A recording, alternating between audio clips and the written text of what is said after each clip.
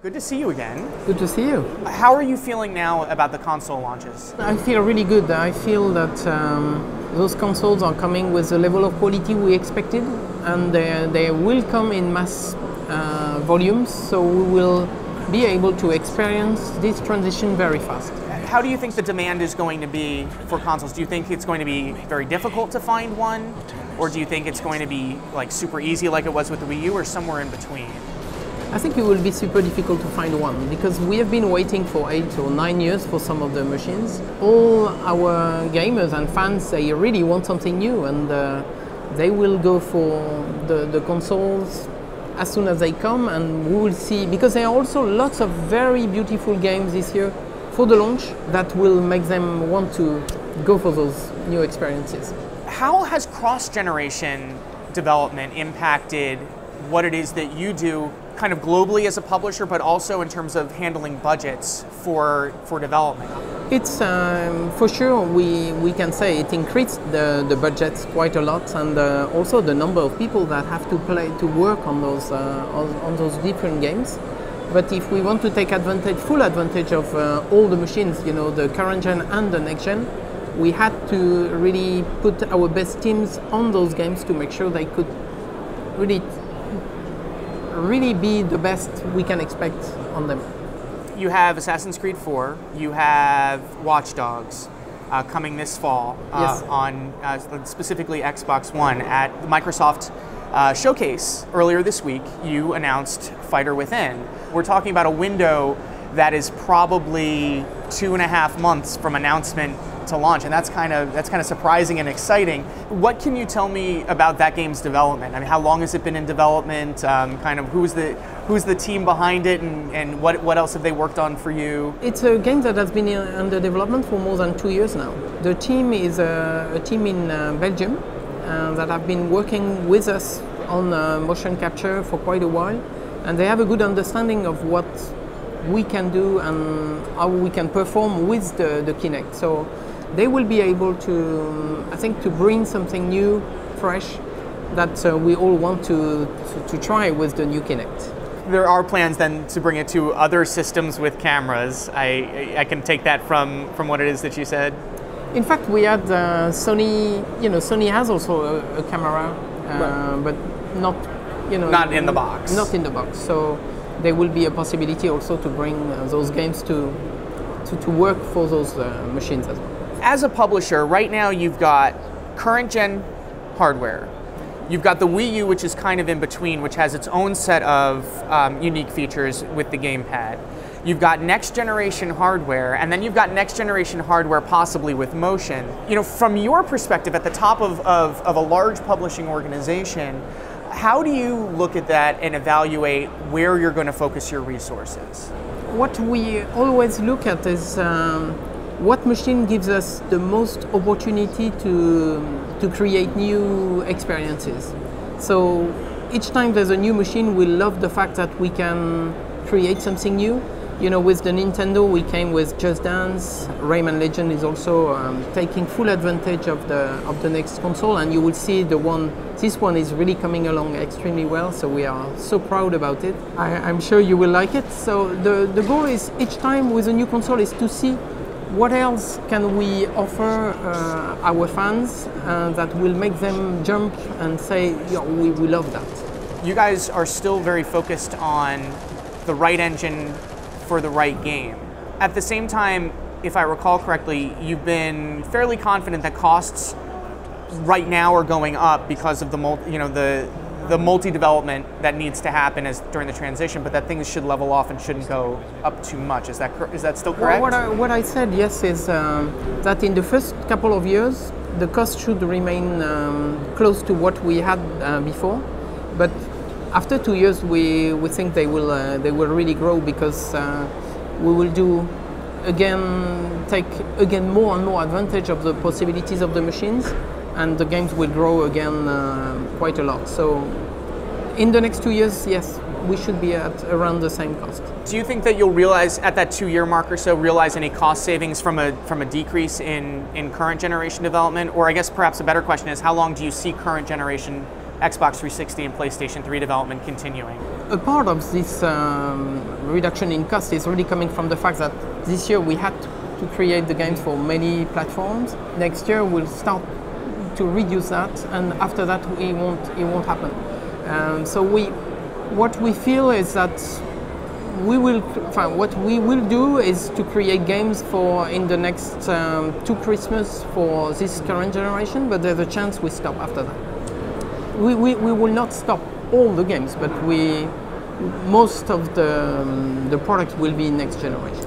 Looking at costs across the industry, they've been rising. I think it was at the beginning of this generation, people were saying, oh, we're going to hit $10 million. We're going to hit a $10 million game budget, and that's going to be a lot. And obviously things have grown even more over the course of this generation to where people look at 10 million and kind of chuckle and say, oh, that's cute. Is there a concern about increasing budgets not keeping pace, or sales not keeping pace with increasing budgets? And how do you deal with deciding where the right spot is for a game budget versus its sales, or potential sales? Yeah, in fact, we are in a world of abundance in a way, so there are lots of possibilities for our gamers to play good experiences. So we have to always to surprise them and to make sure we bring something fresh, innovative, and different from what they expect sometimes. So we have been creating new properties and also making sure the properties that we created in the past can astonish them each time. So that is costly. And in fact, what's important more is to make sure we have enough players that are interested by our games than only looking at the cost. If we succeed in convincing them, they can try, and when they try, to tell all their friends that they love it. That helps us to achieve big volumes, and the more volumes we have, the more we can invest to make sure we create even better games. Do you foresee a point potentially in this generation where budgets will increase to the point that an increase in retail price will be necessary? I don't think so. I think what will happen is normally an extension of the market. The market will grow.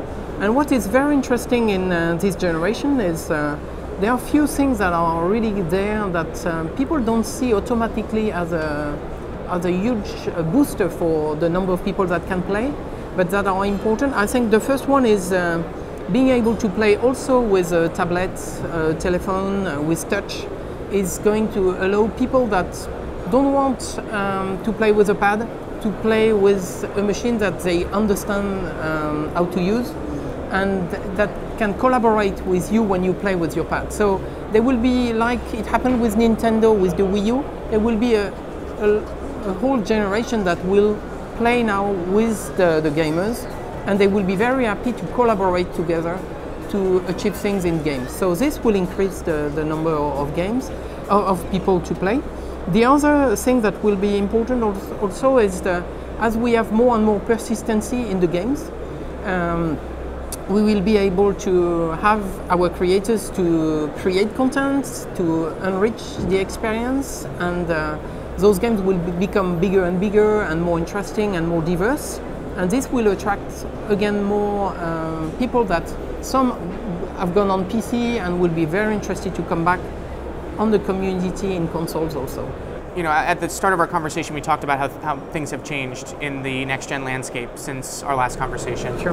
When we spoke at E3, you said you were hopeful for a consistent set of expectations across platforms, because that would make it easier for you to kind of develop for both. Obviously, that has happened. My question for you is, did it happen the way you wanted it to? It's difficult to answer. What we like is that those machines, or those 2 machines coming this year, are really good quality machines that offer us as creators all the possibilities to create new innovative games. And this, because we can do that, and we can come with new brands, it will really respond to the needs our customers have to have novelties and new things. So that's why I was saying I think they will go for those machines, and they will really be pleased with what they will be able to play on them. So the two, Microsoft and Sony, are really competing, and I love when there's competition because they try to make sure they fit with what the consumers want, and it's the competition has been very positive till now. So that's really cool. Kind of the last thing I want to focus on, Ubisoft is now dipping into free-to-play. You've got Mighty Quest for Epic Loot, you've got Might and Magic Duels of Champions. What has been your experience as you've kind of moved into that area? It's a very rich experience because we learn from there how to contact specific customers, how to do gameplays and have a reaction from the players, very quickly. So what we see in the free-to-play model is we can iterate very fast, and what it does is that it gives our creators a fast feedback on what they do, and everything we learn from the free-to-play we are using in all the games we do. So if a type of gameplay, if a reaction to things is such, we then speak to all the group in the company to try that idea in also the other games we do. So there's a lot to learn in that new model. Now the Division is an exciting project. Exactly. You have now dipped your toe into the free-to-play waters. Is there anything that you're learning from that might apply to how the Division ends up being a title for consumers? Obviously, one of the things that wasn't yet known when we last spoke was, and probably still not known and announced, is how the Division will be, what the business plan behind the Division will be, whether or not it's in a subscription-based or a retail plus DLC, or how that works. Is there a consideration that it might go free-to-play, or is that off the table? Oh, it's off the table. Okay.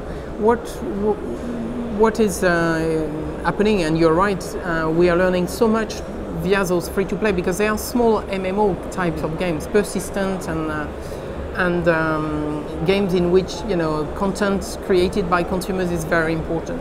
And the Division is really taking all this information, and as the group learned a lot from the few free-to-plays we've done, we are inserting lots of good ideas in the game that will enhance the possibilities.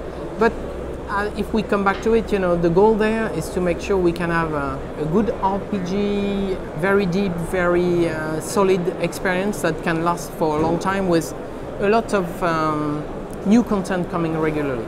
We talked about this at E3 also, and I wanted to know kind of where this is possibly going. We talked about the mini AAAs, games like Far Cry 3, Blood Dragon, which was fantastic, Call of Juarez Gunslinger, which is fantastic. Is that a road that you think will be a primary path for Ubisoft alongside regular retail games? Is that something that is going to become a pillar of the publishing business? Yes, what's changing is that there's also more digital sales. So it means that you can come with games that are smaller in size, but bigger in innovation, because you don't target a huge group, but you can target specific audiences that want to play that one day, and